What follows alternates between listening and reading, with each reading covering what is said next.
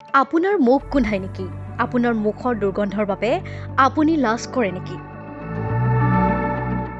মুখৰ দুৰ্গন্ধৰ কাৰণ আৰু ইয়াৰ পৰিত্ৰাণ পোৱাৰ পদ্ধতি জানি লওক। আমাৰ এই প্ৰতিবেদন আপোনাৰ বাবে। যদি মুখৰ পৰা দুৰ্গন্ধ আহিবলৈ আৰম্ভ কৰিছে, তেন্তে সেয়া কেৱল মুখৰ লেতেৰা হোৱাটো প্ৰয়োজনীয় নহয়।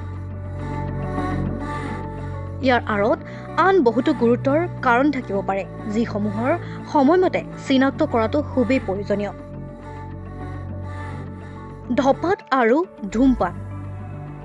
ধঁপাত জাতীয় সামগ্ৰী আৰু ধূমপানৰ ফলতো মুখৰ দুৰ্গন্ধ ওলায়। স্বাস্থ্যৰ সমস্যা, চাইনাছৰ সমস্যা যেনে ডিঙিৰ সংক্ৰমণ, হাঁওফাঁওৰ সংক্ৰমণ, বৃক্কৰ সমস্যা, ডায়েবেটিছৰ দৰে স্থিতিৰ ফলত আপোনাৰ মুখৰ গোন্ধ আহিব পাৰে। আপোনাৰ মুখ দুৰ্গন্ধময় হ'ব পাৰে।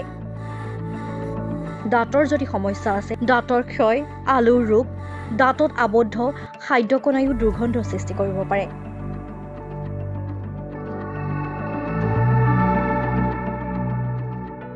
সেয়ে আজি জানি লওক আপুনি কি কৰিলে আপোনাৰ মুখৰ দুৰ্গন্ধ নাইকিয়া হয়।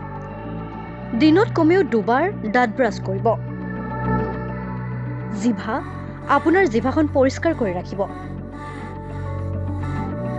পৰিষ্কাৰৰ বাবে আপুনি নিয়মীয়াকৈ দন্ত চিকিৎসকৰ ওচৰলৈ যাব। আৰু দিনটোত যিমান পাৰে অধিক পৰিমাণে পানী খাব। আৰু সুৰাপান, কেফেইন গ্ৰহণ সীমিত কৰিব। পিঁয়াজ আৰু নহৰু বা মছলাযুক্ত খাদ্য কমাই খাব।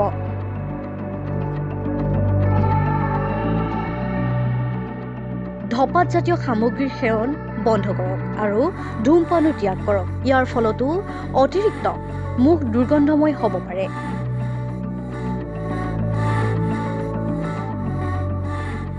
বেক্টেৰিয়া ৰোধ কৰিব পৰা মাউথৱাছ ব্যৱহাৰ কৰক।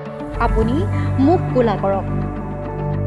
যদি আপোনাৰ দুৰ্গন্ধৰ কাৰণ স্বাস্থ্যজনিত সমস্যাৰ সৈতে সম্পৰ্কিত, তেন্তে চিকিৎসকৰ পৰামৰ্শ লওক আৰু সঠিক চিকিৎসা কৰক।